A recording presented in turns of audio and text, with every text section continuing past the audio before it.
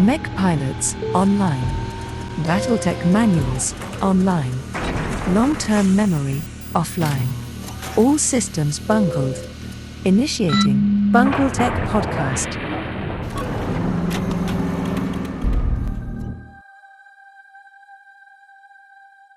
In our 7th deployment of BungleTech, my spheroid co-host Michael and I are joined by role-playing extraordinaire Dante, as we discuss our experiences role-playing in the BattleTech universe.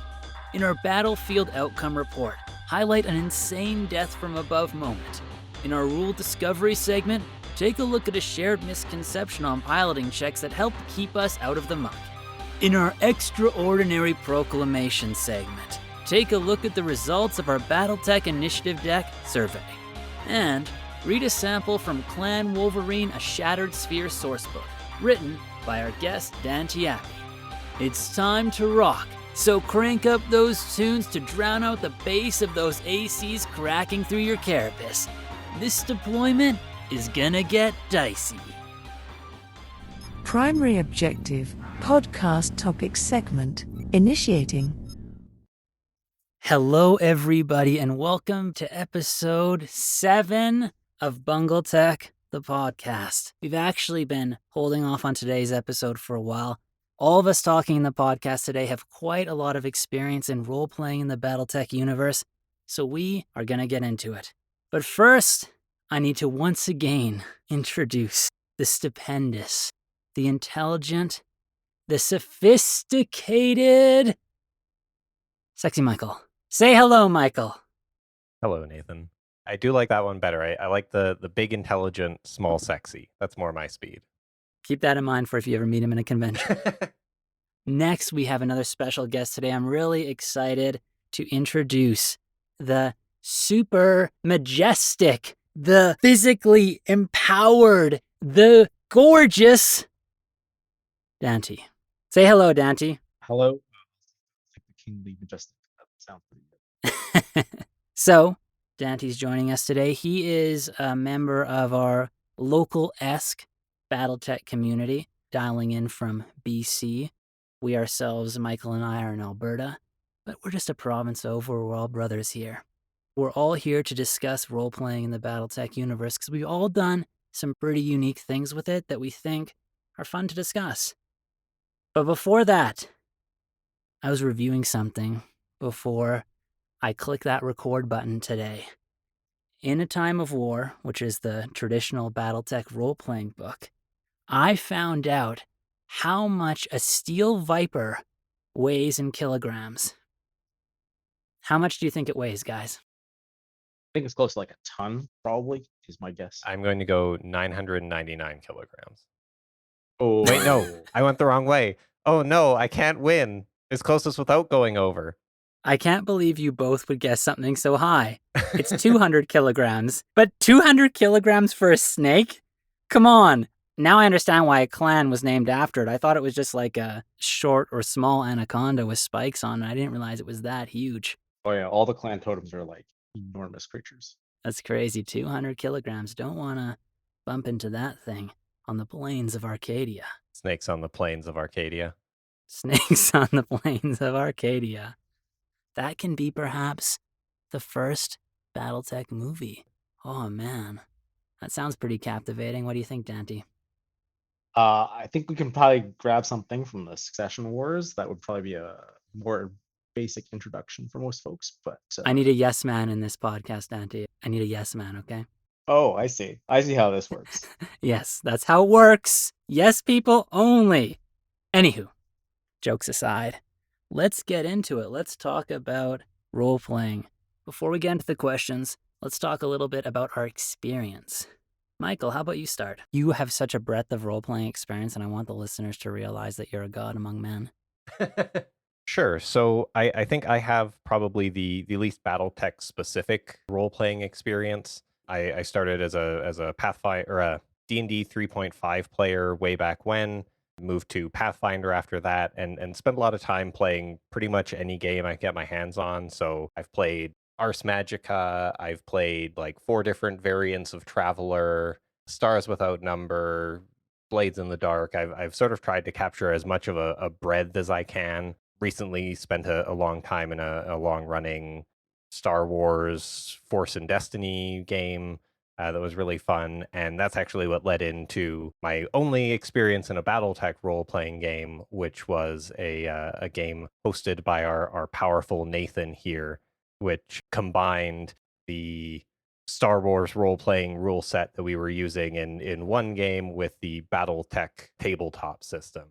Nathan, though, I know you have a lot more experience in BattleTech role-playing. You actually played A Time at War, right? Yeah, so I'm a little bit of a contrast to you in terms of I have played stuff like D&D, I think 2.0 is what I played. Lots of Star Wars Force and Destiny. Played the Starship Troopers role-playing games. I've had multiple role-playing games that I've either GM'd or been a rotating GM or been a player in that have lasted multiple years. So probably I've been role-playing since I was 15, not sexual role-playing. Pen and paper role playing, which I know is a sexual experience for some. Don't want to take that away from you. I feel like that was a Freudian slip because we were definitely not talking about anything sexual. I just have to clarify. You never know when you say role playing. Man, people out there are crazy. So he started with the other kind of role playing at 16 is what he said. That year makes a big difference. Yeah, and so my first journey into BattleTech in terms of a role-playing game was A Time of War. And in that situation, it was a rotating GM situation. The campaign probably lasted about 3 or 4 years overall. And it just sort of weathered out, as tends to with lots of games, especially when you do rotating GMs. It can be a little bit challenging to maintain a direction. Yeah, that game was very, very fun. That was very traditional in terms of, once again, we had the mechs, following standard BattleTech rules. And then we had, when you're out of the mechs, Time of War. And obviously there's some interactions between the two systems that were cool. And then probably the game I'm most proud of in terms of GMing is actually the game that Michael just mentioned, which was the BattleTech game in which I used the Star Wars Force and Destiny Genesis system as the role-playing system combined with the traditional BattleTech tabletop game. I found it blended very, very well. Dante, what about you? I guess I had my first DMing experience running second edition of D&D in like elementary school, I want to say. I ran, I don't know, 8 or 9 years of campaign in 3.5. I've dabbled a little bit in some World of Darkness, Masquerade Werewolf. I've also played Blade in the Dark, and my BattleTech role-playing campaign that I ran for about a year and a half, I think, was fusing the tabletop BattleTech for those tactical missions with Savage Worlds for the role-playing part. I do remember trying to build a campaign for the original Mech Warrior before Time of War. I don't know if people know that there was another one they tried to launch before that, which was kind of clunky, but never got that one off the ground. So that's all, not counting all the campaigns that I've tried to write and never actually run. I mostly have been a DM almost every one of these games. So there was something before A Time of War that was clunkier than A Time of War. Yeah, Mech Warrior, like even character creation took something like 2.5 hours, a lot of tables, and it was really dense. They really took the idea of simulation as BattleTech and tried to cram it into an RPG system, and I don't blame anyone that bounced right off of it and memory hold it forever. Yeah, that takes me way back to memories of playing Traveler, sitting down, rolling out characters for like 4 hours with all my friends, and then just deciding that we didn't really want to play the game. We wanted to spend it trying to design a tank in the system instead. I know the type of game, but I also know that no one wants to play those anymore. So one thing the astute listener has probably realized that there's actually a BattleTech role-playing game that none of us have experience in. Dante, is it called Mech Warrior Legends, right? Oh no, the new one's Mech Warrior Destiny. I think so, yeah. This Mech Warrior goes way back, I'm pretty sure. I see. So there's a new version of the BattleTech role-playing system that they tried to make more user-friendly. I haven't played it or applied it because it is one of those shared narrative games in which the players can change the narrative, not through just their actions, through GM-like capacities, like giving a counter narration and stuff like that. I'm a little more traditional with my role-playing games. I sort of like there to be a primary narrator, and the way the players build the story is through their actual actions in the universe.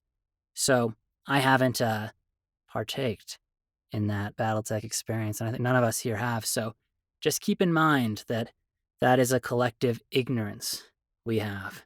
But it's a small ignorance, guys. We can still talk about this other stuff.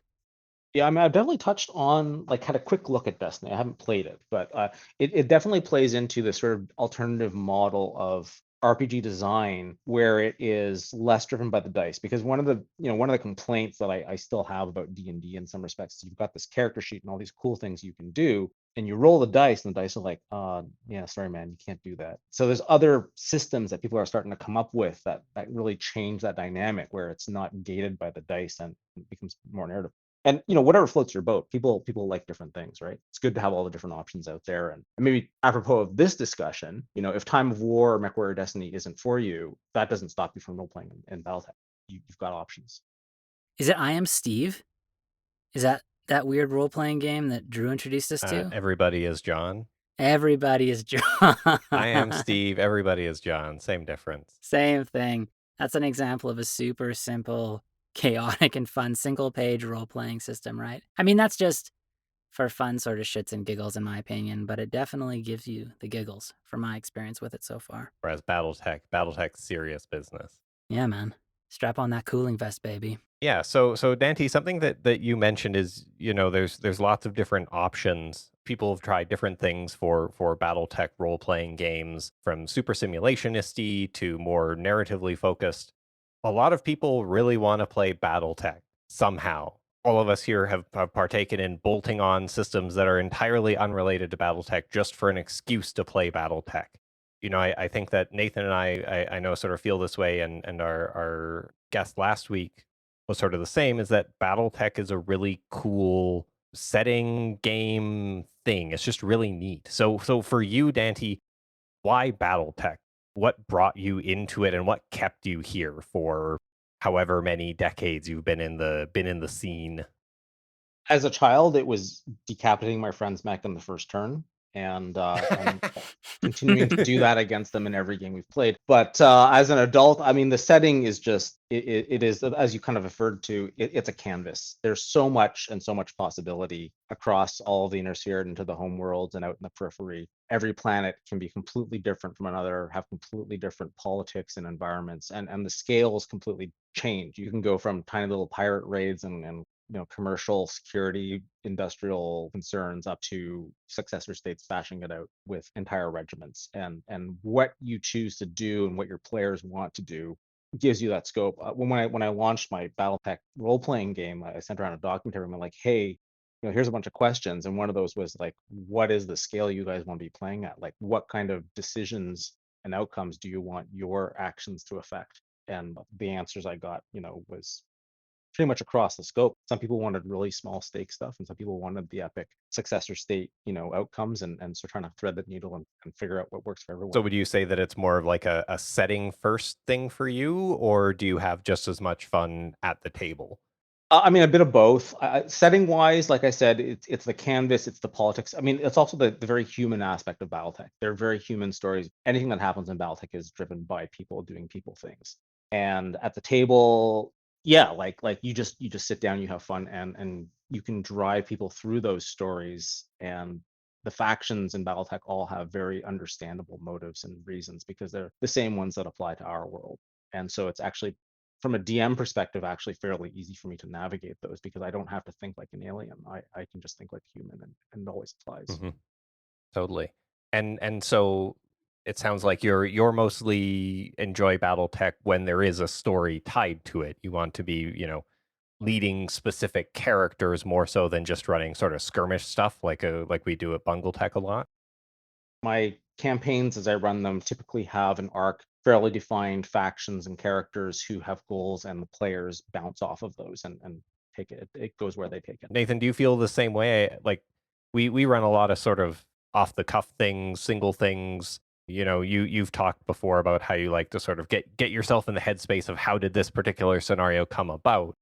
But do you enjoy it more when it's tied to a longer narrative?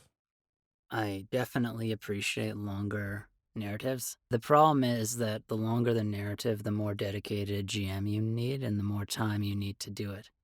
What we've done with the creation of our game modes is, really create standalone scenarios. They're simple, easy to pick up, and still have a narrative touch to it. I really enjoy that. So I think that if someone said to me, hey, Nathan, I want to do a BattleTech RPG in which you're a player, I'll be like, hell yeah, baby. I love it, but this is a time thing. So I think in an ideal world in which I had infinite time, then I'd be all about going into the role-playing side, like having more like what Dante does in terms of longer campaigns against a faction, really it being led by a GM. And then I'd like to have our game modes on the side for like practice and training almost, scenario training, so I can practice stuff where I don't have to worry about my primary character getting impacted. Having a sandbox where you're not afraid of your mech getting blown up that you've really invested lots of emotions in. I think that's really important when you want to not be static in your gameplay. So that's sort of a hybrid of both, if that sort of makes sense. Yeah, I think so. So it sounds like you sort of sorry, what am I trying to say here? Trying to say I'm a genius. Just say it. Just say it. I know it's embarrassing. Just say it. I'm sorry, I can't.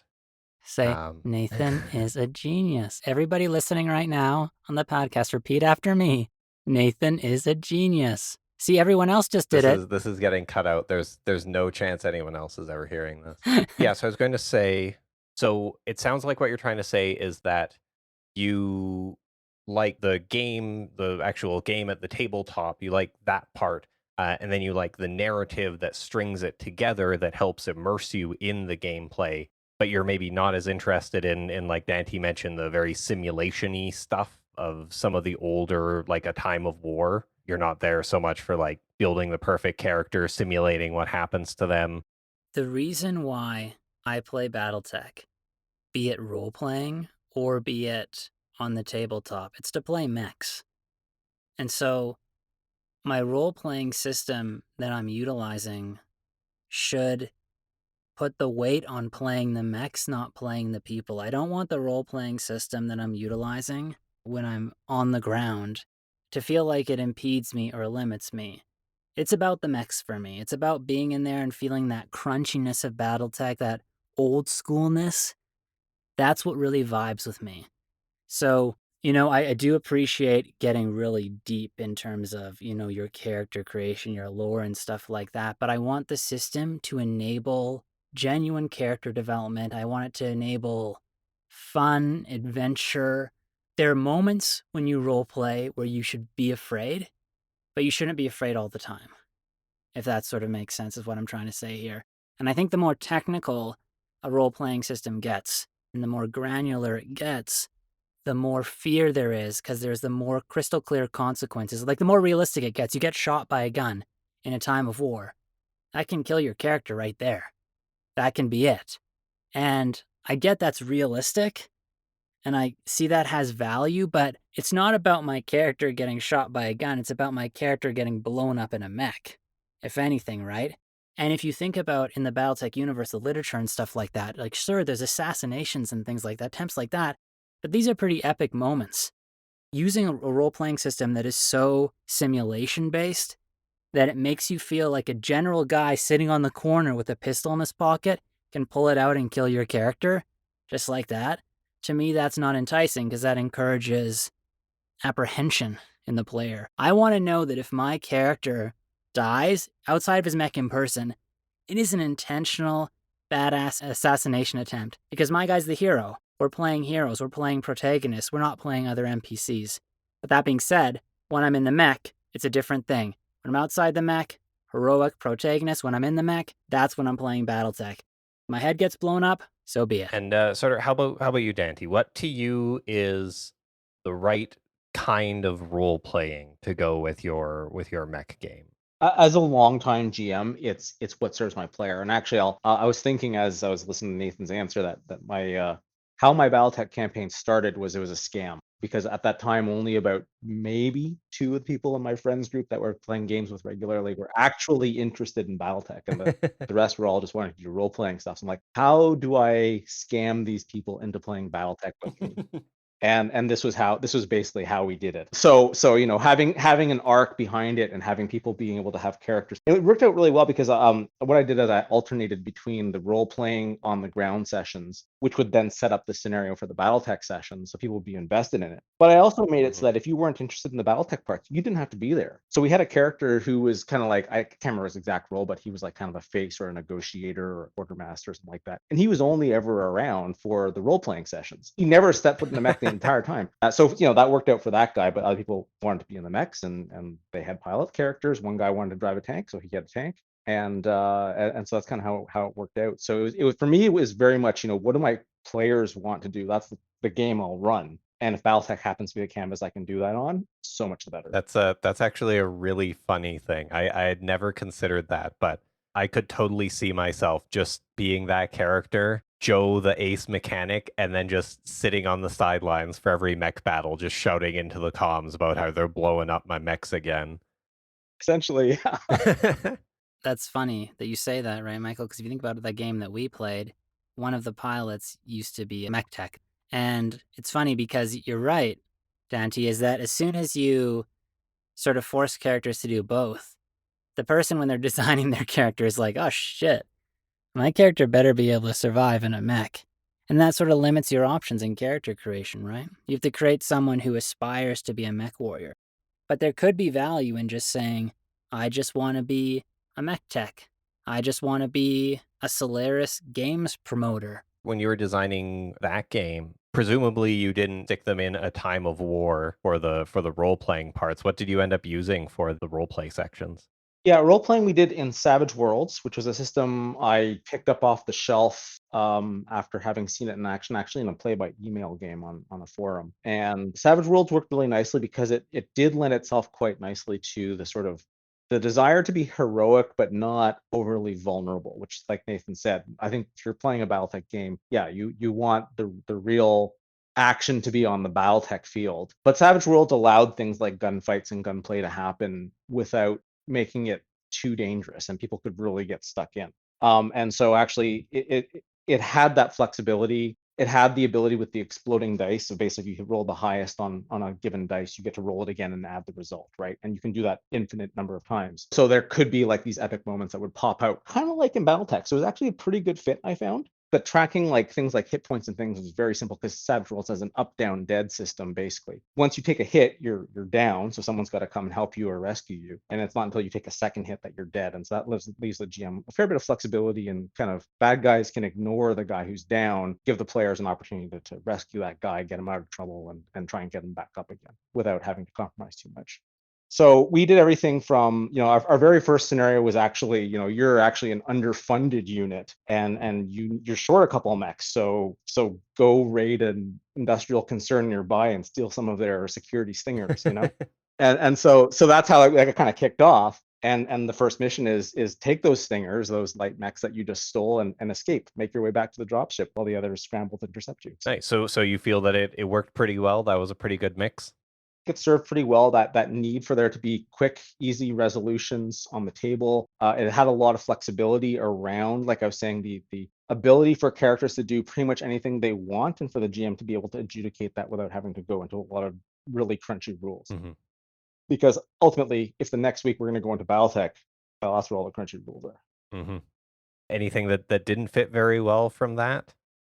Not too much, because Savage Worlds was very well suited for just lightweight role playing, really quick. So I think you could do almost anything you wanted to in Savage Worlds. I think where Savage Worlds might fall down is if it was a more fantasy setting with like more magic and more, like the Force and things like that, where you're not having to deal with pretty basic, skill checks. It's very good about just dealing with things as skill checks or as attribute checks or whatever, and not having to have really complicated systems and hit points and various other things to track. So it was really good because BattleTech is fairly grounded universe. There's not a lot of extra bells and whistles to the people. There's the technology, and you can adjudicate how many bonus modifier points or whatever you want on that, or how that affects your target numbers. But it's not gonna have weird mechanics that come out of nowhere. And did you go back to that system? Have you run other games with Savage Worlds?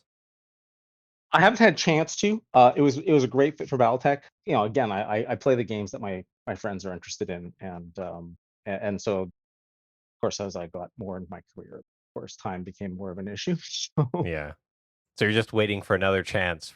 that's right. I'm waiting for another chance. I'm waiting for my friends' children to grow up and be able to leave their parents alone long enough to play games. So for now, I'm kind of back to the skirmish scenario system where I try and come up with an interesting scenario for people and get that into BattleTech every once in a while and a smaller group. Yeah, that's interesting. I've never actually played Savage Worlds myself, but I have gone through the rules, and I think that it's quite a bit different in terms of how it plays compared to what we had done, Nathan, because we had used sort of the Genesis system, sort of the Star Wars system. It was a weird hybrid of those Fantasy Flight systems that existed for a while. Yeah, well, pretty much what we did is we just took, I mean, the Genesis system in terms of how it's represented in Star Wars Force and Destiny. So with Force Pips, we even took the character sheets from Force and Destiny, just added a few custom skills. In general, when you think of role playing, any role playing game, the basic skills generally have lots of correlation. Athletics, acrobatics, strength, blah, blah, blah, blah, blah, theft, pickpocket, or whatever. There's these general human things that humans do that very accurately reflect each other across various games. And there's more specific stuff, like, for example, for our game, I added the skills of energy weapons, ballistic weapons, missile weapons, plans, different types of mechs and stuff like that. But pretty much, other than that, other than adding those other skills, I think it was really easy to integrate. And similar to what Dante was saying in terms of wanting to have agility on the table when you're role playing. The reason I didn't like A Time of War is because when you're in a mech, one of the reasons I love BattleTech and why I'm not a big fan of Alpha Strike is because BattleTech feels technical. And if I'm completing a technical task like piloting a mech, I want the system to feel technical because it's a good fit. But when I'm walking around on the street punching someone in the face, I don't want it to feel like I'm a robot. I want it to feel more natural, like if I'm walking down some stairs, I don't want to have to do this complicated roll so I don't fall down the stairs. I want it to be natural and organic. And that's what I find Force and Destiny or the Genesis system does really well. It makes the general normal day-to-day activities, the fighting, the stuff that we do as humans, it makes it feel very natural. And the dice, because how the dice tell a story when you're interpreting them is very powerful. Gives a lot of diversity. It's not just the concept of I did really well or I did really bad. It's not just that spectrum. It's, I did well, but something broke, or I did bad, but something good happened, or, I did really well, but at the same time, I accidentally flashed my ass to someone. Now they hate me for the rest of their life, but I found some spare change on the ground. The dice tell really weird stories. It really helps the GM narrate. Genesis and the Fantasy Flight systems are quite a bit different. So I don't know if everyone's sort of familiar with them, but the sort of core concept was you weren't using traditional numbered dice. They had these special dice that you had to buy that had different icons on them. And this was a way to try and introduce so that you didn't just have a pass fail for your rolls. There was basically a pass fail and then a side effects system. So you could have a pass or fail, you could have positive or negative side effects, and then you could have like critical hits or critical misses. And all of those things were more or less independent. You would sum up the different success fail pips, the different positive negative side effect pips, and then the critical effects. And so it produces a really, I guess, maybe dynamic system where every roll you have to stew over the results of the dice in front of you to figure out, like, well, I know that you tried to bribe the guy, but you failed. However, there were positive side effects and a critical failure. And so that's sort of what Nathan's getting at here, in that there's a lot that can come out of it, and it can produce a really rich sort of role playing experience in the right hands. Are you implying that my example of someone flashing someone with his ass and then finding some spare change was a bad example, Michael? I'm just trying to help the listeners understand what it is you're talking about. That is very clear. Dante, have you ever played any of the Fantasy Flight games? Did you get Nathan's metaphor at all? I haven't played the Fantasy Flight games, but I am familiar with the idea of alternative ways of interpreting things. Like I said, I think the idea of you have this character sheet, you want to do something cool, you roll the dice, and they say no is starting to become kind of outdated. And I'm really enjoying that publishers are coming up with these alternative systems where, yeah, you might have lost the action you're trying to do, but you get a little boon, and that kind of helps the story kind of build itself out, and does engage to, I think, a little bit more interactivity, because then you have the whole table pitching in ideas about what these little boons and things could be, and the DM will probably help you decide that. It does make for a more engaging session, I think, than just having the dice say, "Oh, well, you fell in your face." Sorry. Have you ever looked at the Lancer role-playing game? They have the same sort of idea of a crunchy tactical game married with a very lightweight role-playing system. So that's sort of an example of a modern game that's taking that approach of like, the role-playing's one thing, the dice rolling's another thing, and that's almost what we've come to decide to do in different ways with the BattleTech role-playing, is that, we want different things out of the. And then Lancer name is coming back to me. I have read that rule set. I thought it was really interesting. Yes. Turning away a little bit from the crunch and the rules and stuff, why are we so focused on trying to play a role-playing game in BattleTech? If the BattleTech role-playing games didn't really capture us, A Time of War, the original Mech Warrior, why did we come back to it and try to role-play in it in spite of the clunky games that came with it? I mean, it's just such a cool setting. The whole notion of all these planets and their different diverse political arrangements and alignments, the idea that there's this long dead history and some planets are closer to having higher levels of technology and others are complete backwaters. You can do anything you want in it, and there's so much scope for different kinds of stories. And like I said, they're all human stories, and that really drives me and the stories that I want to tell at my table. So that's the really cool part. And just the depth of the lore and how much is available to draw on for inspiration and to build the different directions that you could take a story in. I think that gives you a lot to work with. Yeah, I agree 100%. The universe is so cool. I just love it. Like, I love the fiction. I love it's just captivating. Keith Hahn said in our last episode, he said, lots of this is about nostalgia. And I think back to when I first discovered BattleTech Mech Warrior in the books. I still don't remember what order I discovered them in, but the fiction in particular, just the clans were so cool to me. And the clans are still so cool to me. And I can understand as an adult how people could think they're lame, but they got in when I was young, baby, and now I'm indoctrinated. Say la.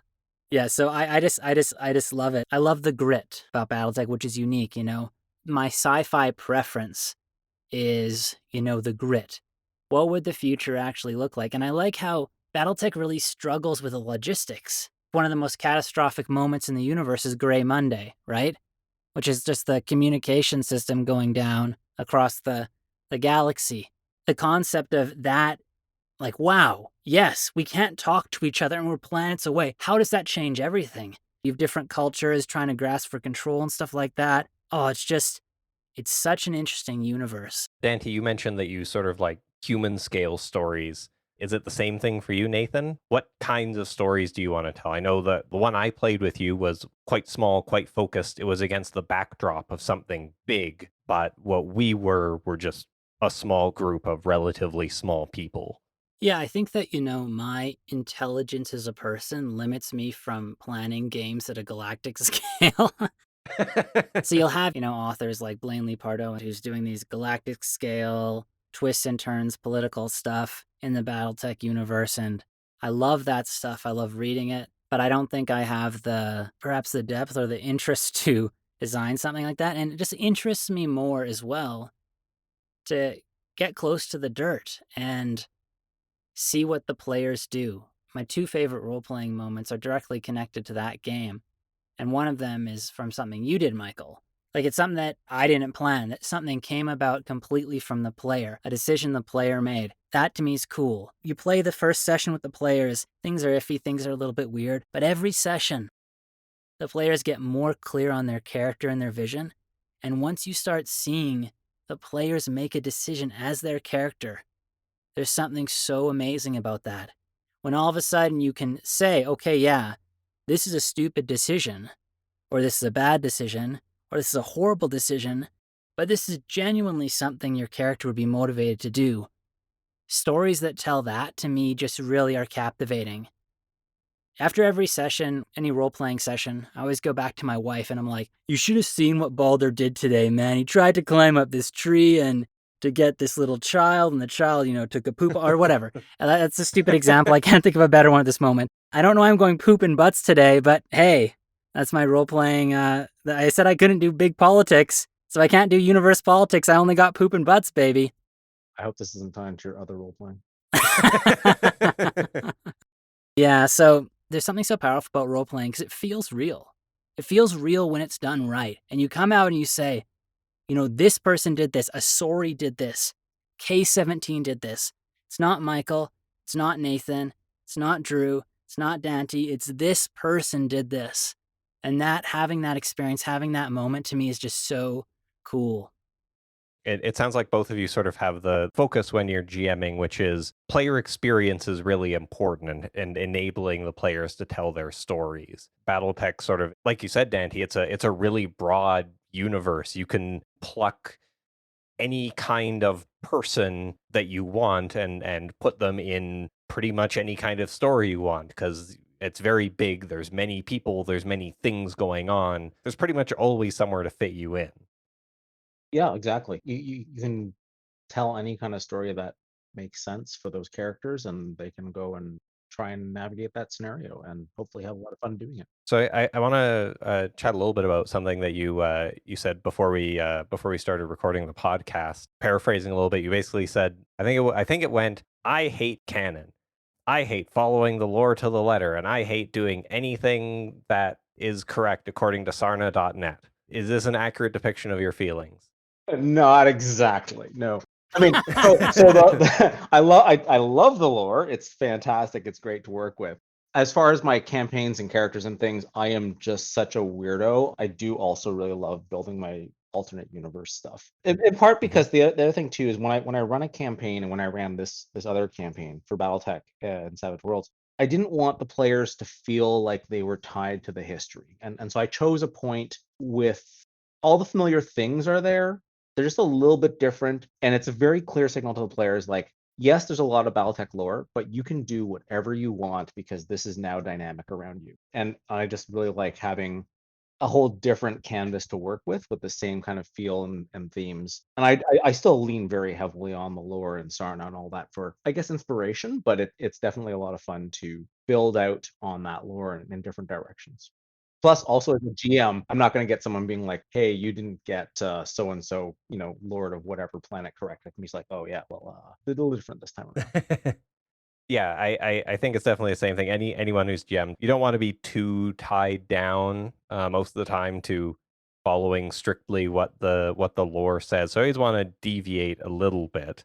You want to make sure that the players can feel free to do whatever. They're not bound by the massive blocks of sort of background information that they may or may not have read. But that said, it seems like a lot of people in sort of the BattleTech community do like that really simulationist aspect, which is, you can get really deep. You can understand exactly which units were on which planets, on which battles. You can say exactly what their likely unit composition was based on the lore that we have available to us. But I guess that's not really your style so much. Yeah, I mean, again, I think it also depends on the players that you're with. If you've got people who really want the lore to be very accurate and they're willing to contribute, their energy into keeping it that way. The other thing that I think they probably should do as players is have the expectation that the scope of what they can do might be smaller because of the fact that unless they're actually participating in these events that are lore events, there can be something different. But that's the great thing about that is, while Shattered Sphere Civil War is going on and you want to be part of that, there's 100 battles to fight. They're all over the place, and you can slot into one of those and not upset the canon. So for me, yeah, I like to have the complete freedom, and so that's why I kind of like to write out my little alternate universe. But for other people, there's the BattleTech's big enough. There's room for everyone. And Nathan, I know you don't have time to read unit compositions. My brain is very small, so I think that I can only buffer like 2 minutes of knowledge. I need to be able to explain my entire story arc, the background and the setting in that 2 minutes, or else it's gone forever. But unlike Dante, when I build a game, let's say I'll try to aim for maybe 80% accuracy. I'll say, okay, for the Solaris X games, which is the campaign we recently ran, it was set on Galliport. I set in a specific year. I had a specific start date in mind, a specific end date in mind, so it ended at the beginning of the Galliport riots starting. And I used accurate things in terms of the mechs that were available, but to an extent, because I used experimental mechs that probably didn't exist on that planet, but I knew they exist in the year period. So much about role-playing to me is, when people say, this mech didn't exist in this planet, this timeline, it's impossible. If someone says that to me, I'd say back to them, let's just brainstorm some reasons about how it got here. Pirates stole from a facility. Oh, pirates couldn't get there. Okay, well, there's an insider in the facility that his family was murdered by X, and then he decided to sell the mech to the Kaplan Confederation, and then on the way there got abducted by pirates, blah, blah, blah. You can always think up scenarios to justify certain things in the universe. So I find that the expansive lore of the BattleTech universe, I find it more liberating than constraining. So when I'm building that 2-minute the 2-minute framework for the game or whatever, and I'm building those checkpoints, it'll be framed in the specifics of that era, of that timeline, of the different cultures involved, be it Clanner, be it Inner Sphere, or whatnot. And then I'll go from there. But it's interesting because I can understand how some people really feel it as a constraint, but I think because the depth I take it, I really feel like it's liberating. I feel like the work's been done for me. It's okay, yeah, I want something to be on Galatia. I'm looking up Galation Star, and I'm oh, there were riots. That's pretty cool. Oh, Clanners started coming to Galatia and participating in this because it became this Mad Max sort of faction battles. This is like Solaris 7, but 10 times more gritty and badass. This is a cool setting. So all that work was done for me, and that was really liberating. Yeah, I mean, and I agree. I think the number one thing that comes back to is lore is really important, but it shouldn't trump the golden rule of role playing, which is everyone's there to have fun, and everything should be in service of that fun. And so you really come back to the idea of yes and or no but, so that even if something isn't possible in the lore, there's some caveat that might make some element of what makes that suggestion fun feasible. Yeah, I think incorporating those principles of improv, the yes and, is really important when you're GMing. If you abide by those principles, it encourages players to become more invested, right? Encourages them to ask more, to be engaged more. If not, and you say no, no, no, no, no, that's what the dice say. If that's all it is, why don't you just run a computer simulation? Why do you need players there, Just create a program and run it out, or write your own fiction. Yeah, exactly. As a GM, you want the players to tell the story with you. It's a collaborative storytelling experience, much like that card game Once Upon a Time, which is at the same time this unique balance between competitive and collaborative. And GMing a game or playing a role-playing game it's all about that collaboration. And I didn't think honestly I'd get this sort of emotionally invested in this topic. But now that we're talking about it, I'm oh man, yeah, I got the feels. We can tell you're very emotional, on the verge of tears. It's so beautiful that I can share these emotions with you. Nathan tends to do a lot of sort of on the fly framing in a broad sense around the lore, and then squudging things in here and there to fit whatever he needs. But Dante, you sort of you've gone well beyond that. You have sort of a custom setting that you run, slightly modified from the baseline, right? Yeah, I mean, it partly because I just can't stop myself from writing what is effectively a form of BattleTech fan fiction, I guess. What I've done is I've just created a little universe for myself that I can just create scenarios in that are completely unmoored from the historical realism of BattleTech, and just have its own sort of reality, and any of the specifics and details can be entirely up to players. So what sort of things did you need to do to unmoor that, to free yourself from the constraints? What I did basically is I just posited two fairly simple changes early on in the timeline. Let it grow organically from there. And just thinking what do these factions do in response to that? And how do things develop differently? The big one for the Inner Sphere was that Comstar was more active in trying to break up the bigger blocks. And so not just the successor states were bashing each other into the Stone Age, but also fomenting splits and divisions among them, because that would keep Comstar on top. That's the idea. So Comstar was active in that, maybe a more Toyama type, taking control of the inner sphere type situation. And then for the clans, it was Andrei Kerensky, Nicholas's brother, survives long enough to be an influence in early clan politics. I am not deep enough in the lore to tell you exactly what that would mean, mostly because I don't like clans all that much, but Shame on you. I guess sort of once you've introduced those changes early on, then you can say, well, everything after that can be different, butterfly affected into a new reality. That's exactly it. Just little butterfly effect, and then this leads to that, leads to that, leads to that, and things end up looking very different. So I know Dante says that his stuff he's created is fan fiction in the BattleTech universe, but it's really good fan fiction in the BattleTech universe. Like, it's extremely detail oriented. Let the world hear this and send positive vibes to Dante for what he's done, because when I looked at it, when he sent me his stuff initially, I'm like, oh my god, this is like reading a technical readout. Like, there's heart in here. Like the thing you did for the Wolverines. Can you explain that really quick? Clan Wolverine survives in this timeline, and so they have their own history, their own conflicts with Clan Wolf, mostly over, like I said, the division between Andrei Kerensky and Nicholas's Kerensky sort of visions for the clan, with Nicholas being the sort of narcissistic totalitarian that he was, and Andrei seeing that was maybe not a great idea and trying to get out of Clan Wolf after he realized what his brother was doing. So he ends up with the Coyotes, who then end up getting smashed and bashed around by a couple other clans until they're weak enough, and the Wolverines end up absorbing, sort of rescuing that legacy. And so that's where that sort of comes from the Wolverines and McKevity's ethos of people first, which got them in so much trouble in the original timeline. But you also built up the mechs that were available, the different timelines, the technologies that were available, all that stuff, right? Like, essentially, you made like a Clan Wolverine source book. Yeah, it's basically a light Clan Wolverine source book, yes. But it's like 100 pages, right? So it's light as in 100 pages. I guess this is where you channeled your creative energies, because you don't have a role-playing game running right now, so you have to pour all that somewhere. 63 pages, 63 pages. 63 pages. Yeah, okay, all right. Is that how long it is? I haven't looked in a while. That's where all of your creative energy has been going, because you don't have a role-playing game going on. You have to put it somewhere. Yeah, so 63 pages. I guess that's brief, yes. It's a brief, a technical brief.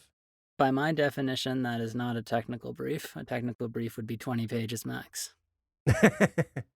We're just sort of rambling now. Everyone loves role playing. We're all a bunch of role players here, and we're just patting ourselves on the back for how fun role playing is. So let's try to push towards a conclusion here. Favorite moment from a BattleTech role playing session, Dante.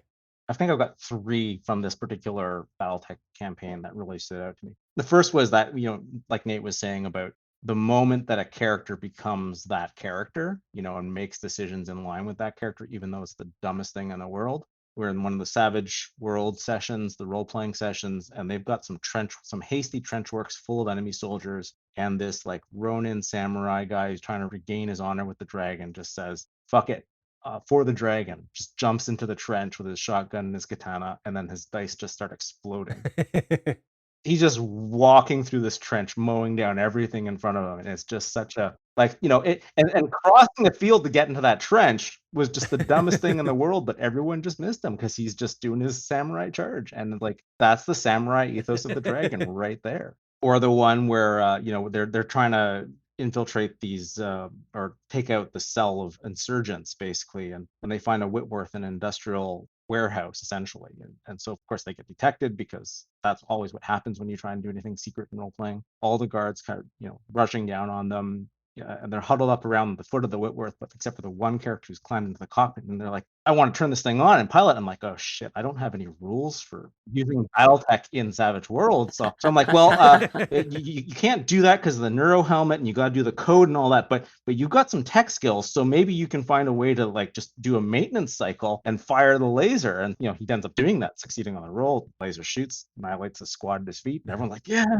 that's great. But then also in the BattleTech, the tabletop, there's so many opportunities for role playing as well, because at some point they acquired a fire starter, and they'd pilot whatever mechs they felt like doing for the particular session. And the guy who's in the Firestarter that one game, when they were actually fighting the insurgents and infantry battle with them holed up in civilian buildings in the city, right? And he's piloting the Firestarter, and like all these guys shooting, lasers and SRMs and shoulder mounted stuff at the squad and all that. They're fighting the urban mechs in the streets, and everything's a whole disaster. And I'm like, you have a Firestarter, like this is infantry. And he's like, yeah, but I'm not that guy. I'm not gonna turn flamethrowers on insurgents who are just fighting for what they think is right. Like, I'm gonna take out the urban mechs. And I'm like, oh, that's a role-playing moment. That's a choice to not use the best weapon that the whole squad has to do this war crimey thing, because that's where his character's morals are. That's a liability in the BattleTech universe, but good for them. Yeah, that's pretty cool though. You're 100% right, Dante. It's like, that is a choice that they made. That says a lot about the character they're playing. Whenever someone makes a choice that's not optimal, it is a game after all. And people, when they're role-playing, will try to gamify it. They'll try to max min. But I really feel like a lot is lost there. Yeah, especially in BattleTech, as we've mentioned a few times. This isn't a game for the heavy optimizers. It's not a game that you usually are playing to win as hard as you can. And so, yeah, stories like that, they really work well because it is a world full of compromises and difficult decisions. In a compromised situation, making hard decisions. Totally. That's a cool character moment. Nathan, what's your favorite moment? So there's two. This is just a little special moment, and this was something that in our Solaris X games, which is that campaign we ran that was the hybrid, in that there was this NPC character named Lee J. Doe, who was basically one of the pilots that was on the team of Mara, Gunter, and Maximilian. Mara being Michael, Gunter and Maximilian played by some other friends. So only 3 player characters in this game, which I found a good balance, to be honest. Anyhow, in the Solaris X games, they were fighting different mercenary units. It was basically, the concept was, come to this planet, fight in our games, and whoever wins and survives the games, the lance that does, each gets their own mech. Which is huge, right? Like, that's preposterous, but it was this super eccentric rich man, extradited Capellan noble that had lots of money. And there's this moment where they're deciding the challenge, and the NPC, Lee Jade, rolled against this guy, and the guy who she was fighting chose, okay, I'm going to fight you in hand-to-hand combat. When it was revealed, it's like, this burly man is going to fight Lee Jade, the player's reaction was priceless. Oh man, he's gonna get messed up. Like, how genuinely excited the players were that moment, just to me was really cool, and it showcased how this NPC had actually become something beyond my expectations for it. But anyhow, the coolest sort of player moment was actually something Michael did. And basically, it's sort of cool how it came together, because every lance that they fought, so they'd fight the lance generally on the tabletop. Sometimes they could kill the pilots when they were on the ground, but generally the main combat happened on the battlefield. One of the final groups, called Royaye Mordab, which is Farsi and means like stagnant water, their theme was chaos. So I gave them lots of buffs that were all about creating chaos in the battlefield. They spawned in sporadic locations, they were skillful, they had good mechs, they were lucky, they did crazy stuff. It was just all about cause chaos in the battlefield and reaping the rewards. And Michael decided to upgrade his BungleTech 2. And you were trying to upgrade one of the autocannons, and you went and you met with this Russian fellow who was basically an arms dealer on Galaport. And basically the guy said, okay, well, yeah, I can totally get you this gun and install, and if you don't have the money, I just need you to make sure that the lead pilot doesn't walk off the battlefield. And so just leave that completely open-ended, however he decides to do it, right? And the funny thing is that before the battle and before what Michael did, I planned that when this pilot would be about to die, if she was about to die, she would go grapple a mech and then initiate self-destruct sequence. Because that's the crazy, chaotic thing to do, right? And that was their brand. So Michael, what did you do? You snuck into the compound where the mechs were stored overnight, and you sabotaged her ejection system. Oh, yeah. You made it look so that it would still appear to work, but wouldn't actually function. I, of course, didn't know that they were planning to self-destruct. I simply wanted to make sure that they weren't going to eject, because it would look bad to be like shooting down an ejection pod, but just continuing to hit a mech that was still functional and hadn't ejected. That's just good combat sense. And so that moment when you decided to sneak in, you obviously worked with Lee Jade because she was scandalous and ended up sabotaging this. And then on the battlefield, the fact that that linked right into that moment where the mech self-destructs and then you hear the pilot panicking on the other end of the channel, to me, that was pretty priceless. And just the whole scenario of you sneaking, the decision-making, the negotiation with the arms dealer, that whole phase to me was really interesting and fun. Yeah, and it was a good character moment for mine. The tough decision came along of like, am I really going to kill someone at basically a sporting event just for a chance to win my own mech? Hell yeah, I am. The world's harsh out there, and listen, I'm going to kill a lot more people running my own mercenary company. So, what's one more for the pile? You got to have a hard heart to be a mercenary commander. And that's the truth of it too, right? Mara was essentially the commander of the group, and she evolved. Initially, she was a noble, right? I think you were a noble that lost all your titles. You were really about building your own life, and you sort of came with this snooty nobility about you. Through desperation, I think that made you go down a really, dark, realistic path. As the battles progressed, your character just became more and more about the end justifies the means. So just know, Dante, Mara 100% would have turned those flamethrowers on the enemies, the insurrectionists, or the civilians. Whoever needed to be burned, just the price of business in the BattleTech universe. Price of business. You launching insurgency against somebody with mechs, you're going to get a fire starter. That's what happens. That reminds me of a scene in one book. I forget which book it is. You might remember, Dante, but there's this insurgent. He's taking a pot shot at like a marauder, and the marauder ends up finding him. He just has a rifle, and the marauder's like, come on, what are you doing? Points his PPC towards him, and he says, get out. The guy looks like, he's like, okay, he realizes he's caught. The marauder extends his arm, so the guy crawls on it, and the marauder shoots his PPC on the other hand, and then slowly moves it close to him until he starts broiling when he's holding on to the other arm. Then he falls down, lands on the ground, breaks his back, and the marauder takes the barrel of the PPC and covers the guy with his broken back and just like melts him. That's like something in the canon, in the fiction of the BattleTech universe, that is dark. Absolutely. Last thing I want to ask, if anyone's actually made it through our rambling about role-playing, then you must really love the idea of role-playing in the BattleTech universe. Nate and Dante, do you have any recommendations for people who might want to run role-playing games for BattleTech? Recommendations for systems, recommendations for choices to make? Yeah, absolutely. I talked a little bit about Savage Worlds. I think it's a great system. Anything that's light that'll let you run your game easily is my recommendation. For GMs who are running scenarios, and maybe some other time we can talk about scenario design and all that, though, I would recommend what I call the Pop-Tarts Ninja rule. Something that was put together by the Pop-Tarts Ninja is the screen name on Something Awful forums. But basically the way it works is whoever's running the game always loses initiative for all their units. And it runs a little bit more closer to a Dungeons and Dragons scenario where the GM moves all the oppositional force units first, and then the players move.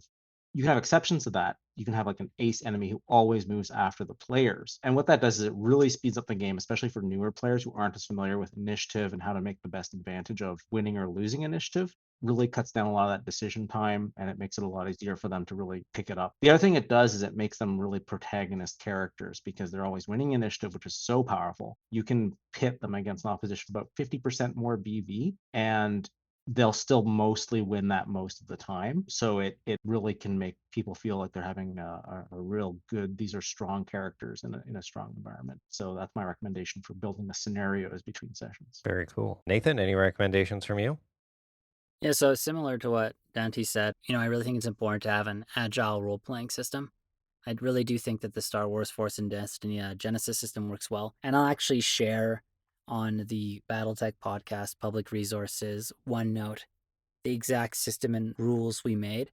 What Dante says about winning initiative all the time, that's a great way to make the pilots feel like protagonists. Another way that we incorporate that in our game is that when you're in the mech, you're playing with tabletop rules. But we had one exception. The players were allowed to do one player action anytime in the round.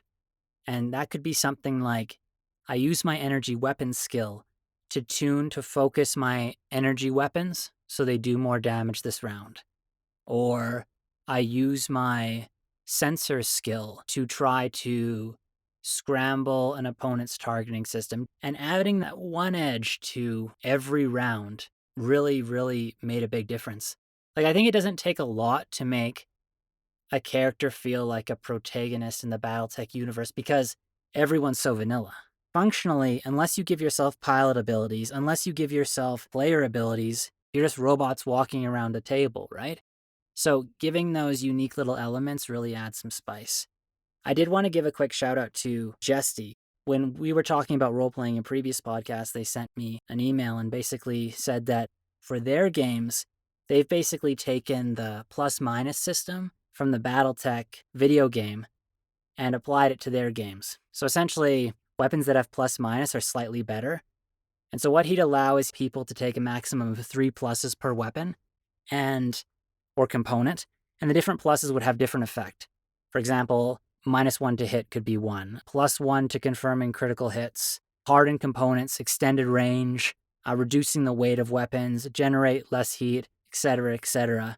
What's really nice about this, and one thing that he shared that I think is really, really cool, is that if you do this and you're modifying your components in your mech, all of a sudden you care if your machine gun that is triple plus is blown up. My God, I've lost this component. Like, that component itself becomes almost a character in your role-playing game. So losing that has a lot of weight. I think that's a little interesting and simple thing to incorporate in the game, especially if you're tuning mechs. Just saying, let's keep it simple. Let's add this plus-minus system and go from there. So thanks for sharing that, Jesty. Those are all good ideas to help streamline things, and probably any role-playing game that your group's familiar with, if you can figure out how to mush it in, that's a good idea. Otherwise, take a look at Genesis or Savage Worlds. And with that, should we move on to talking about rules mistakes? Let's do it. To the bungles! Tertiary objective. Battlefield outcome report segment. Initiating.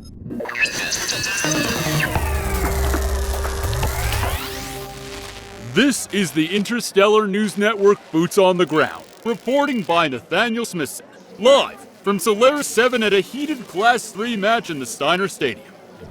Shisho Cleaver behind me in the Centurion has Janine Austin and her huntsmen on the ropes, and the crowd is going wild. As laser and plasma fire are traded between the gargantuan mechanized beasts behind me, things look grim for Austin. Oh! And what a shot by her! Cleaver is reeling at that clear hip armor penetration. But will that be enough to turn the tide when Austin's huntsman is nearly completely stripped of armor? What is this? In a twist befitting Solaris, Austin has propelled herself into the air toward Cleaver as they trade vicious weapon fire. Austin's mech careens out of control as Cleaver's Centurion hip gives out at the worst time. They slam into each other, sending Cleaver plummeting over more than a 6-story fall. Oh my! Oh goodness! Both mechs lay in tatters. But what is this? Janine Austin's huntsman regains its feet, standing above the smoking crater containing Cleaver's Centurion. Truly, today in the Steiner Stadium, the bold grasp victory. And as fireworks mark the end of today's engagement, Janine Austin is all smiles and fanfare as she salutes her fans. This has been a special broadcast sponsored by the Steiner Stadium and brought to you by INN Boots on the Ground. Nathaniel Smithson, always first on the scene, signing out. Well then, what happened? Simply, a huntsman came crashing down on a Centurion during a failed death from above attempt and propelled that Centurion off a cliff. So how did it happen? The huntsman was attempting a death from above. It failed a piloting check during this time due to receiving too much damage while it was airborne. At the same time, its opponent's Centurion's hip actuator gave out due to a critical shot from another unit on the battlefield, plummeting the mech to the ground, in the exact spot the Huntsman was intending to death from above. This resulted in the Huntsman, essentially, belly flopping on the Centurion in an unintentional fall from above, damaging both mechs, and even worse for the Centurion, displacing the mech over a level 3 cliff, causing catastrophic damage to the unit. This is just another example of those crazy unique moments that come about every day in the BattleTech tabletop universe. Secondary objective, rule check discovery segment. Initiating. Hey everybody, and welcome back to our rule check discovery segment. Because we have the wonderful Dante with us today, we're going to discuss a rule mistake he's been making over the years, and something that he is now defeated. And of course, it's a rule mistake we've been making as well occasionally. Sad face, sad face. Dante, what's the rule mistake?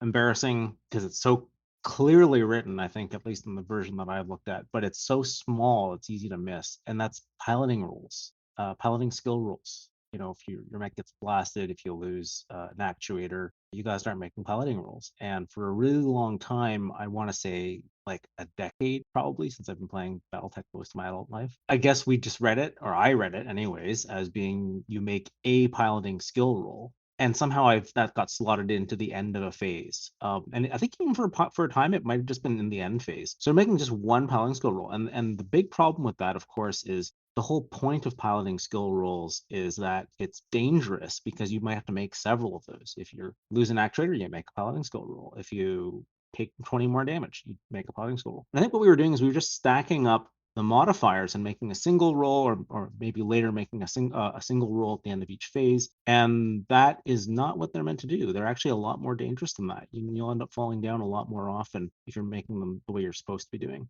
I mean, I think I've heard you say that when you make a pilot, you like to give them better piloting than gunnery. And for me back in the day, I don't think I would have understood that. They're like, well, it doesn't really matter. I mean, you're gonna make like what, one piloting skill roll a turn? These days that makes so much more sense because falling down really sucks. The way the rule works, I think, is you're supposed to make one for each time one of the listed events occurs, and you'll have to make a piloting skill rule for every one of those, plus any additional modifiers from any other events taking place in the same phase. So the modifiers do stack up, but you might have to make 2, 3, 4 piloting skill rolls in that phase. Yeah, I feel like we've played this every combination of wrong before.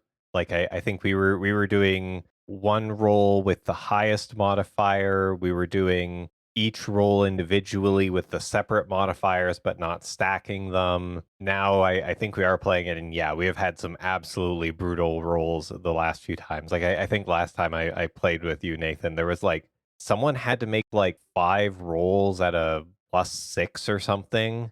It was just completely impossible to succeed. Yeah, I was gonna say, like, I think Michael, you were saying that you found a much clearer articulation of the rules somewhere recently that really makes it clear where this is coming from. Yeah, because the Battle Mech manual has at the very end a common misconceptions area, and one of them is you sack your pilot skill rolls and you have to make one for each trigger. I think maybe they could have rewritten this to be a little bit more clear. That's more of like a Keith Han question, but basically the penalties that you get are one thing, and then the triggers for pilot skill rolls are another. And so by the end of the phase, as many triggers as you received, that's how many rolls you need to make. And for each of them, you add up all the modifiers that have accumulated so far. It seems like that's a lot more accessible to new players than page 59 at Total Warfare, which is where I had to find it. What a big change that is to the game. Like you said, before you're making this many piloting skill rules, why would you have a high piloting? Just take the chance, man. Crank it all into gunnery. I prefer to have my piloting higher than my gunnery, for 2 reasons. One, because when you play with advanced rules, in my personal opinion, there are so many cool advanced movement modes, like hurried movement, which I love. Because of that, there's so much more value in it, and you just want to have accessibility to these different movement modes. And 2, I don't mind being blown up. I don't mind running against an opponent, releasing all my lasers and missing, because I can imagine in my head, oh man, that's a good pilot. They're dodging, they're weaving. But when I fall, I'm just imagining my mech like slipping on a banana peel. What? Boom!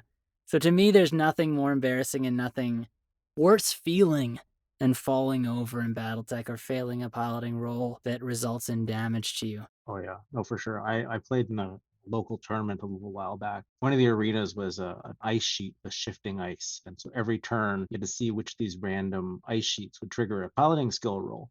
And I ate ice every single round, and it was like both of the mechs I had in the field spent the entire match either standing up, creeping forward, or falling down, and that was literally all we did. So yeah, the organizer's like, I feel so bad for you, man. I'm like, it's cool, fine. But yeah, no, you're right. It's really like falling down sucks, and it's a big penalty. And so not being at risk for that really changes the game. Yeah, especially once you start getting all those stacking penalties and then you can't even stand up because you got no movement points anymore. And even when you do manage to scrape together a movement point so you can stand up, oh, you failed your pilot check again. Guess you fall down and bonk your head again. The other thing I'll say about it too is it's very consequential, especially at the less advanced stages of technology, because in the era, the 3025 era, or just before that, the mechs aren't doing a huge amount of damage to each other. But if you take out an actuator, it starts to make a big difference, and that either that really turns the tide. If you're role playing out that scenario, when you lose an actuator and you got that risk hanging over you, you're gonna think about pulling out. And so it really does make some of those smaller bits of damage that we don't think about as much with better pilots or better equipment later on, that much more consequential as well. It's a big difference because, like you implied, Dante, in our last game. Oh, was that the one where I charged you? And Oh, what was that? Yeah, that was close. yeah, that was very close. I think you avoided the fall into the water by, I think, 1 or 2 points on the dice. Yeah. Yeah, you had a star of elementals clinging onto you, and you were right at the edge of the water, and I charged you into it. And if you had fallen down on that one, it would have sunk all the elementals. Which I think is such a pathetic, sad death for these poor elementals. The fact that elementals cannot walk in like level 1 water or level 2 water, like, come on, game. Like, it's so depressing. Can you imagine these warriors? They've trained their entire life, these badass battle armor suits, fall in water, and just slowly sinking into the darkness. And it's not even like they're sinking super, super deep. If it's level 2, what's level 2? Level 2 is what, 10 meters, I think? Okay, so level 1 would be 5 meters, so like a human being could swim down that deep without their lungs exploding. And the elementals are just there, lying there, unable to move until their oxygen runs out. That's how you get your bloodline reaved. Oh my god. Now that is a shrapnel submission. Just a short story about an elemental reflecting on his life, and then the very end, the last paragraph, you realize he's just sitting in level 1 water, just looking up at the sun above. Just waiting for someone with a salvage hook. Yeah. As I reflect on my life, I think back about all the sacrifices, the blood I spilled for my Sibco and my clan. And I now, as I lay face first in mud, am left with only one regret: that I didn't learn how to swim. Get on it, Jason Hansa. This one's gold. I wonder if a lot of these sort of rules mistakes around like piloting skill rolls and stuff come from when most people learn the game, they're here for the robot shooting, not so much the robot life alert moments as they fall down because they got a bad knee. That's when you really become a BattleTech player, is when you start thinking about piloting. Yeah, when you have that moment when you're lying down, your leg is broken, you're like, all right, let's get this game going. Wait, what do I have to roll to get up? Oh my god. I guess I'll just lie here or eject or something. I don't know. Yeah, that's crazy. Well, yeah, what a fun little mistake. I think lots of people have made it, and, still sometimes I get confused by it because, once again, the 2-minute buffer size of my brain. Thank you for sharing, Dante. Fun story about Dante for our international audience. Just to demonstrate how embedded you are in the role-playing version of the universe. When we were playing that game, when you were trying to charge my Battle Cobra into the water with the elementals on it, you ended up ending the game. We got to a situation when you're like, yeah, I think my mechs would give up here. And I'm like, but we're not playing with forced withdrawal. And he's like, yeah, I know. And I'm like, but your mechs can still fight. And he's like, yeah, but I think for the good of the clan, they'd withdraw. I'm like, you're ingrained in the role-playing, Dante. We're fighting to the death.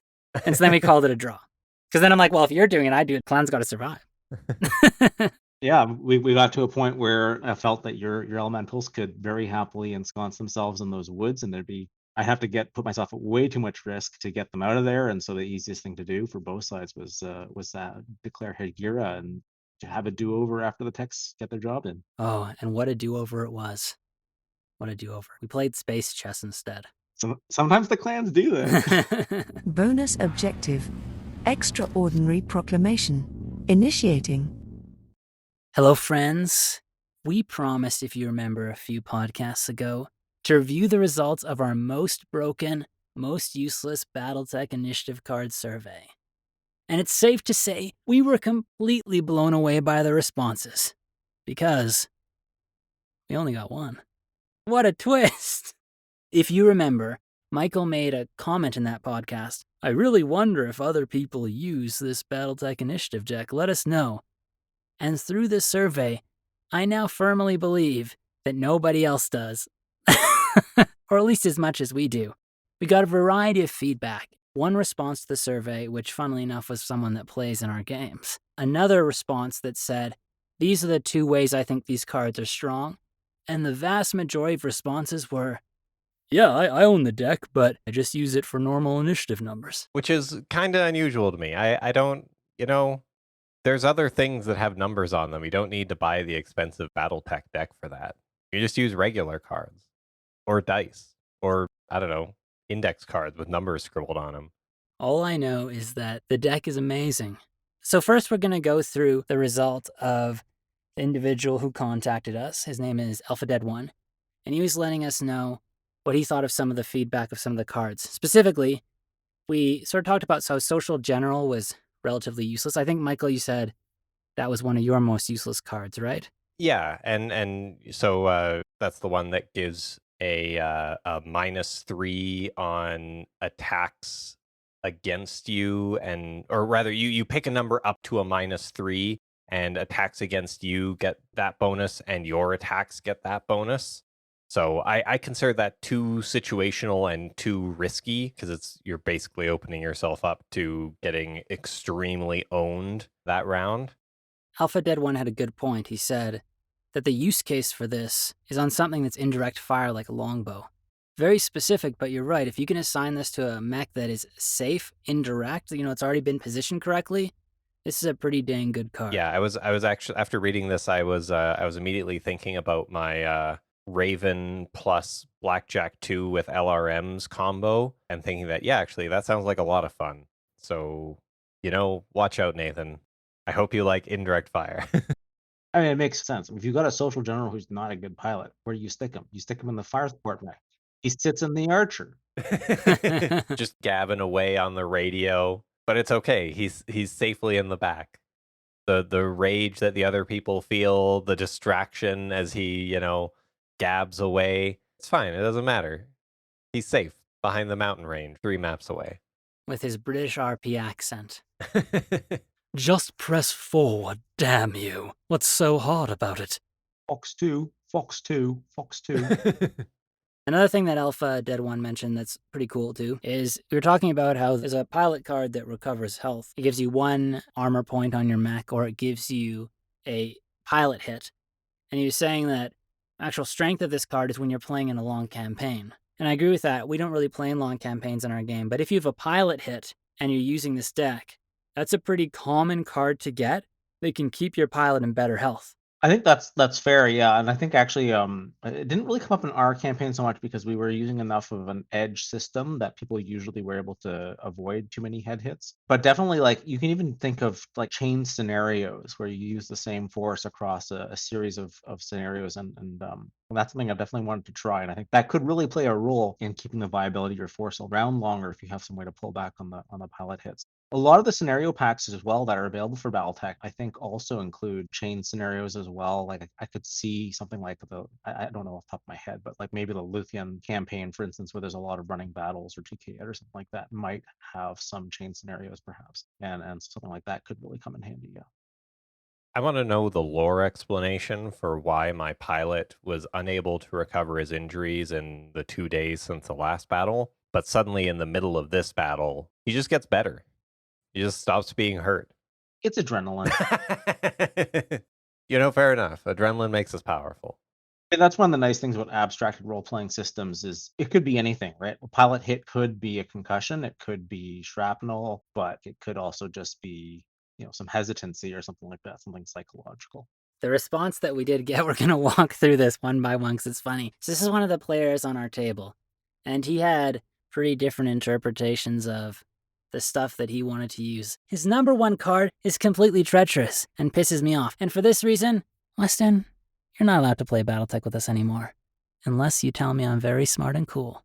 Very, very smart and cool. Then you can play. And what's his number one card? Friggin' Fog of War. And what's Fog of War? Moon Fog, man. His favorite, most broken card is Moon Fog. Damn you, Moon Fog. And why? Because fog doesn't affect jump jetting mechs. And he always plays jump jetting mechs. So he just cripples everyone else.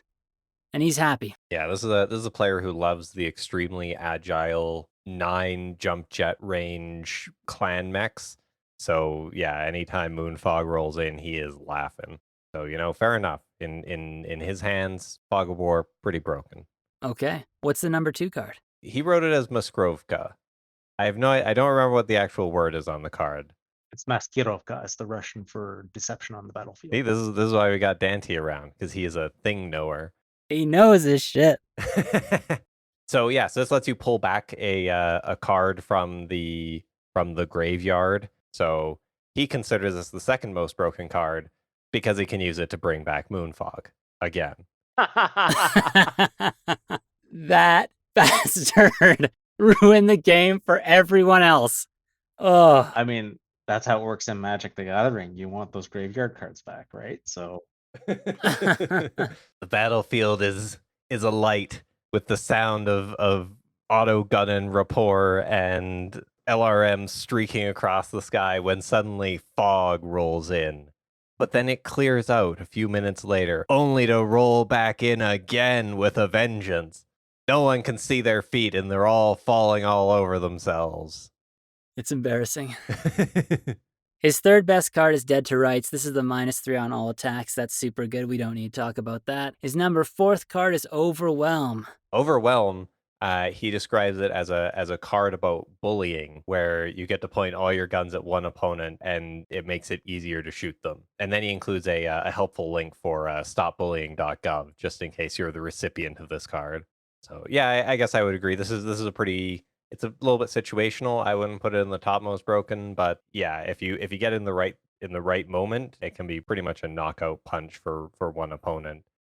I'd say where that would be especially broken is if you've got a small gang of light mechs that can all keep up with each other. Lights or mediums that are pretty fast and speedy and they move as a pack. Because one of the things I learned game mastering RPG games, just having a clump of mechs together, even when you've lost initiative, is a real big deterrent and gives you a good base of fire. And if you've got a bunch of light, medium, fast movers, you drop something like that, and they all have similar ranges and similar modifiers, you'll get a lot of value out of it. Yeah, because a -2 is quite a big bonus, and if you have a big clump of mechs, you'll be able to get 2 or 3 people who can all alpha strike at the same time.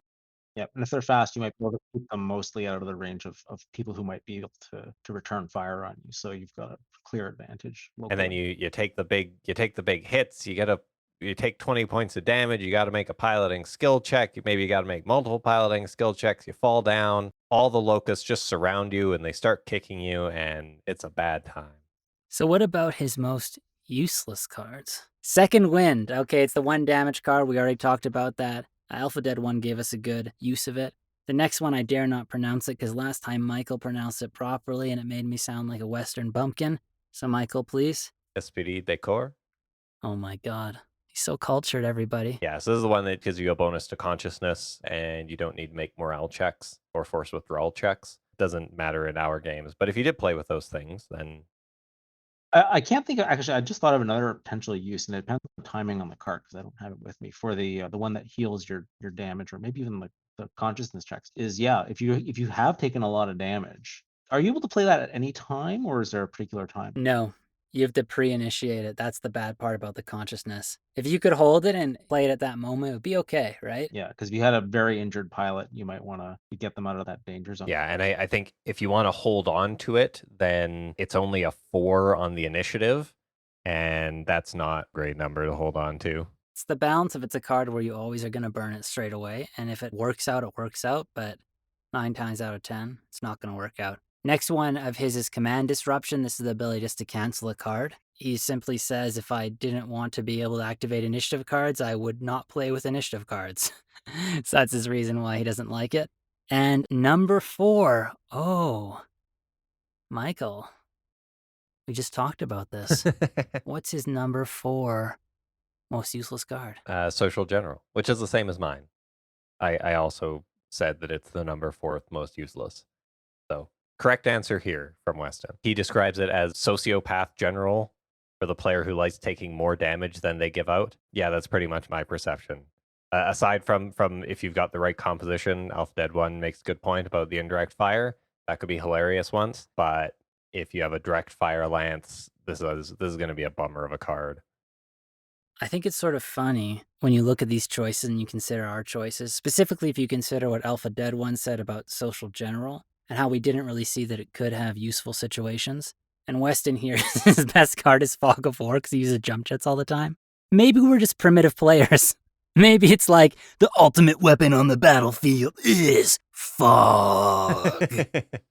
Oh, indirect fire, who does that, man? I'm gonna see my target to shoot it. Dante, you were mentioning earlier like how the game changes a lot when you're playing on like older generations, playing in like 3025 and stuff. And yeah, Fog of War would be absolutely brutal. Just adding +1 to all movement cost when you got like 6 movement points on a run. That sucks. I mean, yeah, 3025 is a much more deliberate game. I think one of the interesting things about 3025 is a lot of those light mechs that can get up to 7 walk or 8 walk, they get a lot of value for that movement that you don't see later on when mediums and heavies are faster. So it really does change the complexion a lot. Less about damage and doing damage and more about achieving your objective, pushing the other guy off the map, as opposed to killing everything. So all that being said, that's the feedback we've gotten on this. And I get it. You know, not a lot of people are using this. A Catalyst rep even said to me that he thinks that we're probably, of all the player groups he's known, the one that has used this deck the most expansively. And I understand, world, that we like our balanced BattleTech. We want to have that fairness, but this deck is fun. Just have some fun, people. Give it a try. There are some broken cards, there are some good cards, there's some balanced cards, but it's fun. You too, my friend, can get stuck in Moonfog. And if you're looking for another player that doesn't mind playing in Moonfog, send me an email and I'll send you Weston's phone number directly. Or don't. Nathan's not the boss of you. You don't have to do anything. Play your game. Live your life. You don't need to subject yourself to this. Subject yourself to this. All right, thank you for everything, Dante. This was a blast. Welcome. Happy to do this. This is so much fun. And thank you, Michael, as always, for being so wonderful, for being so spirited, and for being so intelligent and sensual. Thank you, Michael. You're very welcome, Nathan and everyone. Every listener, thank you. You're welcome. Tertiary objective. Stories of the Inner Sphere segment. Initiating.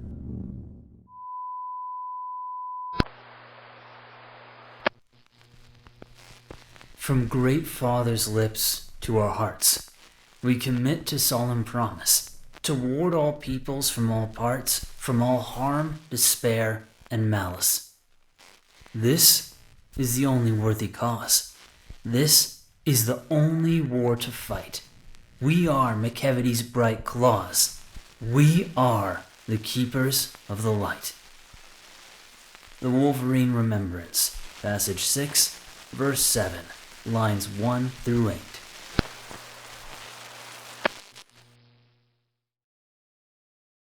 Landfall, Massasauga Jungle, Michigan, New Kent, June 2nd, 3036. 2nd Wolverine Hussars, hold your position. A woman's soothing voice said, from far away. The wailing of klaxons grew in Mech Warrior Darren's ringing ears as consciousness swelled, returning him from the void to the fractured bubble of his cockpit. Sheets of rain hammered against the broken canopy, the wind keening from a sharp-edged hole. He was on his back, looking up, from the wet emerald floor of the jungle to the rolling gray thunderhead above.